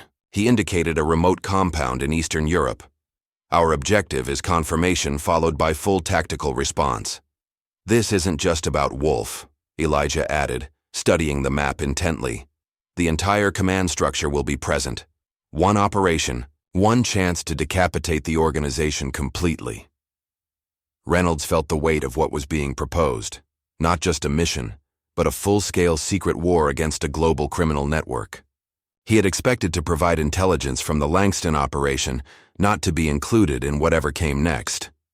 "Where do I fit in all this?" he asked finally. "You've proven yourself adaptable, reliable under pressure, and committed to the cause," Briggs replied. "Qualities we need. The question is whether you're prepared to go further down this path. Elijah met Reynolds' gaze directly. This isn't like before. Before you were protecting your family, your city. This is different. Global stakes, higher risks, no recognition, no guarantees. And my family? Permanent security, best education. For your daughter, financial stability, Briggs assured him. Whether you're with us or not, they'll be protected. That's non-negotiable. Reynolds considered this, thinking of Sarah and Emma, of the life they'd begun to build in their new identity. They were safe now, happy even. Could he risk that for another mission? Another fight? Then he thought of the children from Langston's, containers of Bishop's sacrifice, of all the lives still affected by the Revenant Order's operations. Some choices once made couldn't be unmade. I'm in, he said finally. All the way. Elijah nodded once, a gesture that conveyed both approval and acknowledgement of the weight of Reynolds' decision. Then gear up, Briggs ordered, activating the detailed mission brief on the main screen. Wheels up in 6 hours. We're taking the fight to them. As the team dispersed to prepare, Reynolds found himself standing beside Elijah at the tactical map, studying the approach vectors to Wolf's compound. You knew I'd say yes, Reynolds observed. I knew you'd make the right choice, Elijah corrected. Whatever that was. Is this personal for you? Because of Adrian Wolf? Elijah considered the question with his characteristic detachment. It's a mission, like any other. But something in his eyes, a cold intensity that hadn't been there before, told Reynolds otherwise. This wasn't just another operation. This was the culmination of years of hunting, the final confrontation with an enemy who had made things decidedly personal. We'll get him, Reynolds promised. Yes, Elijah agreed, checking the specialized sniper rifle prepared for him by the armory staff. We will. Outside the facility, night was falling over the mountains, stars emerging in the clear sky. Somewhere across the world, Victor Wolf was preparing his own operations, unaware that the most lethal operative in Special Forces history was once again on his trail. The hunter had become the hunted, and then the hunter once more. The war had just begun. If this story kept you on the edge of your seat, make sure to like, subscribe, and hit that notification bell for more heart-pounding tales of redemption and retribution.